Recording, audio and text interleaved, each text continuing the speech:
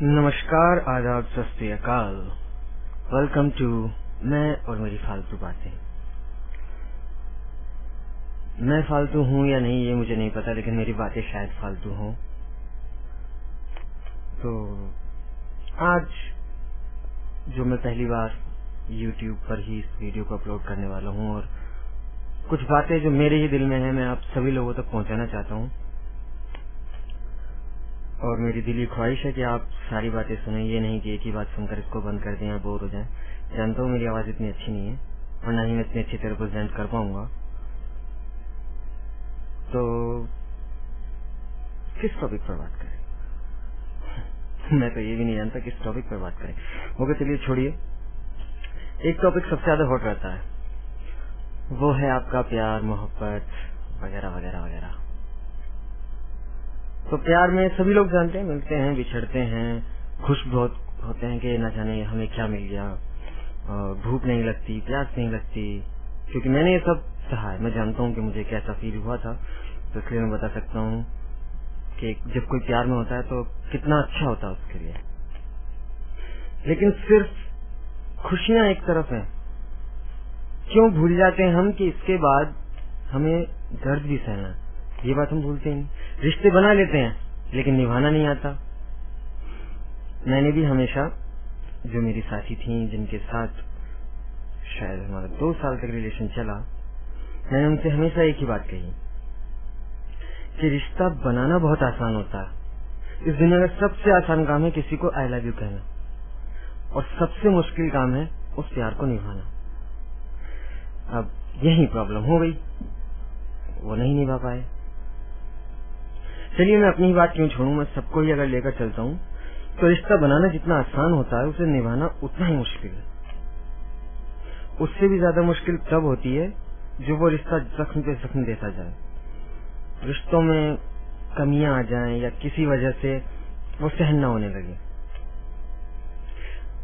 जिंदगी में सबसे ज्यादा दर्द उन संबंधों को तोड़ने में होता है जिन्हें आप इतने प्यार से बनाते हैं और उन्हें निभाते भी हैं। एक नाकाम रिश्ते का मतलब केवल ये नहीं कि आप उस इंसान को अलविदा कहते हैं, बल्कि उस प्यार को भी जुदा कर देते हैं जो आपका सपना और उम्मीद था। कितनी सपने और कितनी उम्मीदें आपने उसके साथ जोड़ी।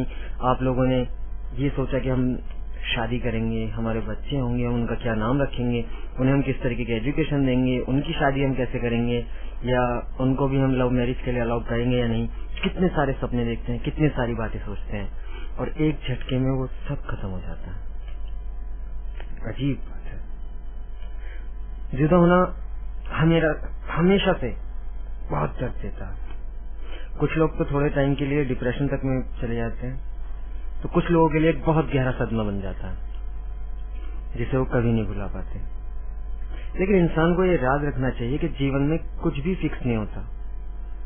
रिश्ते टूटते हैं तो कभी हालात की वजह से, तो कभी उन लोगों के फैसलों से जो उन रिश्तों से जुड़े होते हैं। यहाँ फैसले की मैं इसलिए बात कहना चाहूंगा क्योंकि मैं हमेशा कहता हूँ कि अगर किस्मत पे भरोसा है तो आपको वही मिलेगा जो आपकी किस्मत में लिखा है। अगर नहीं तो अपनी किस्मत अपने आप लिखिए। और हमारे किस्मत जो लिखते हैं वो हमारे फैसले लिखते हैं। हम क्या फैसला लेते हैं, हमारा हर फैसला हमारे आने वाली किस्मत को बनाता है कि हम क्या फैसला ले रहे हैं।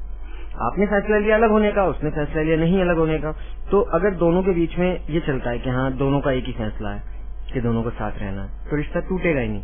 लेकिन जब एक ने ही अपना फैसला बदल दिया तो दूसरा कहाँ तक कोशिश करे, कितना रो सकता है और कितना संभाल सकता है। एक अकेला बंदा कभी रिश्ता नहीं संभाल सकता। दोनों लोग साथ रहेंगे, दोनों लोगों की सोच एक रहेगी, तभी एक रिश्ता कामयाब बन सकता है।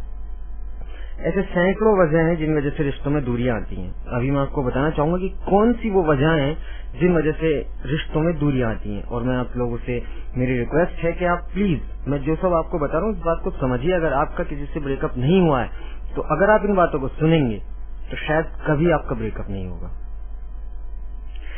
तो सुनिए जी, रिश्ते, आप जानते हैं रिश्ते की मजबूती के लिए सबसे ज्यादा क्या जरूरी है? किसी भी रिश्ते के लिए, मैं ये नहीं कहता कि केवल आप किससे प्यार करते हैं या कोई आपकी गर्लफ्रेंड है, बॉयफ्रेंड है, या फिर आपके घर वाले हैं, आपके दोस्त हैं, नहीं, ये सब एक ही तराजू में इनको तोलिए और बताइए रिश्ते की मजबूती के लिए सबसे ज्यादा जरूरी क्या है? सबसे ज्यादा जरूरी है आपस में एक दूसरे पर यकीन, ट्रस्ट। और यकीन का मतलब आप कभी भी एक दूसरे के दिल को ठेस ना पहुंचाएं, हमेशा एक दूसरे के लिए जरूरत जब किसी को हो उस समय आप मौजूद रहें, और एक दूसरे को रेस्पेक्ट दें। जो आप खुद को अपनी रेस्पेक्ट दे सकते हैं, खुद से ज्यादा आप उसे रेस्पेक्ट दीजिए, वो बहुत ज्यादा जरूरी होता है हर रिश्ते के अंदर। एक दूसरे की फीलिंग्स की इज्जत कीजिए, क्योंकि ये रिश्ते के लिए बहुत जरूरी है। नहीं तो दूसरे को लगता है कि भाई हमारी फीलिंग्स की यहाँ केयर ही नहीं है, हम अपनी फीलिंग्स यहाँ वेस्ट कर रहे हैं। तो फीलिंग्स की केयर करना बहुत ज्यादा जरूरी होता है। और जिस रिश्ते में एक दूसरे के लिए इज्जत नहीं होती उसमें यकीन भी नहीं होता। तो एक दूसरे की इज्जत करना बहुत जरूरी है, एक दूसरे पर यकीन करना बहुत जरूरी है, और टाइम के जब उसको आपकी जरूरत हो तो आपको उसके पास होना जरूरी है। लेकिन बहुत बार ये तीनों चीजें होते हुए भी कुछ ऐसी वजह हो जाती हैं जिनसे प्यार हल्का पड़ने लगता है, इज्जत कम होने लगती है और यकीन भी टूटने लगता है। अगर आप लोग अपने लव को, अपने प्यार को बचाना चाहते हैं तो जरूरी है कुछ ऐसी बातों का आप ध्यान रखें जो आपके संबंधों में, जो आपके रिलेशन चल रहे हैं उनमें दूरियों के बारे में आपको बताते हैं। कई बातें होती हैं जो आपको लगता है कि हाँ इन बातों से धीरे धीरे हमारा रिश्ता कम हो रहा है, तो मैं आपको बताना चाहूंगा वो कौन सी बातें होती हैं जिनसे आपको मालूम चल सकता है कि आपका प्यार अब जो पहले 100% था अब वो 50 पे आने वाला है और धीरे धीरे रिश्ता खत्म भी हो सकता है। तो कुछ एग्जाम्पल देना चाहूंगा कि आप और वो पहले खूब साथ में मिलते थे, फिर अब आप लोगों ने थोड़ा टाइम देना एक दूसरे को कम कर दिया है, या आपको उसके साथ समय बिताना थोड़ा बोरिंग लगने लगा, या फिर आप नहीं चाहते कि आप उसके साथ ज्यादा वक्त गुजारें, आप अपना ज्यादा वक्त कहीं और देते हैं और उसको पहले से कम वक्त देते हैं। दूसरी बात, आप छोटी छोटी बातों पर झगड़े करने लगे हैं। वो बात चाहे कुछ भी हो, मैं नहीं कहता कि बड़ी बड़ी बातें होती हैं कभी कभी, लेकिन छोटी छोटी बातों पर भी झगड़े की, जैसे तुमने एसएमएस क्यों नहीं कहा, तुमने कॉल पहले क्यों काटी, कॉल मुझे करनी थी या तुम्हें कॉल करनी चाहिए, वगैरह वगैरह छोटी छोटी बातों पर झगड़े अगर ये होने लगे तो आप समझिए आपका रिश्ता टूटने की कगार पर है। और अगर आप या फिर आपका प्यार, दोनों में से कोई भी कुछ खास जो तारीखें होती हैं वो भूलने लगे, जैसे आपका बर्थडे, या पहली बार आप कहाँ मिले थे, या फिर उसके मॉम डैड की बर्थडे, अगर आप ये सब भूलने लगे हैं या वो भूलने लगे तो भी आप समझ सकते हैं कि आपका रिश्ता टूटने की कगार पर है, क्योंकि उसको ये याद नहीं कि आप कब मिले थे, या कुछ डेट्स ऐसी होती हैं जो याद होनी चाहिए। और रिश्तों को अलविदा कहने का अलग अलग अंदाज होता है हर किसी का। कुछ लोग मोबाइल या इंटरनेट पे जाते हैं, वहां से कह देते हैं कि अब आज से हमारा रिश्ता खत्म, कॉल कर दिया या एसएमएस कर दिया या फिर ईमेल कर दिया या वॉइस चैट कर ली, यहाँ पर रिश्ता खत्म। अपने अपने तरीके हैं। कुछ लोग गुस्से में एक दूसरे के गिफ्ट उठा कर फेंकते हैं या फिर उन्हें जला देते हैं, कार्ड्स वगैरह, अपना गुस्सा दिखाने के लिए कि मुझे इस पर गुस्सा है। ये चीजें ये भी नहीं सोचते कितनी प्यार से किसी ने दिया होगा और जला देते हैं आराम से। और सबसे अच्छा तरीका मुझे उन लोगों का मिलता है जो आपस में मिलते हैं, रिलेशन खत्म कर रहे हैं, इसका एक दूसरे को रीजन बताते हैं कि हम क्यों रिलेशन खत्म कर रहे हैं, रिलेशन खत्म करते हैं और उसके बाद अलग हो जाते हैं। और कुछ लोग अलग होते हैं एक दूसरे के साथ जिंदगी भर दोस्त बने रहने का वादा करके।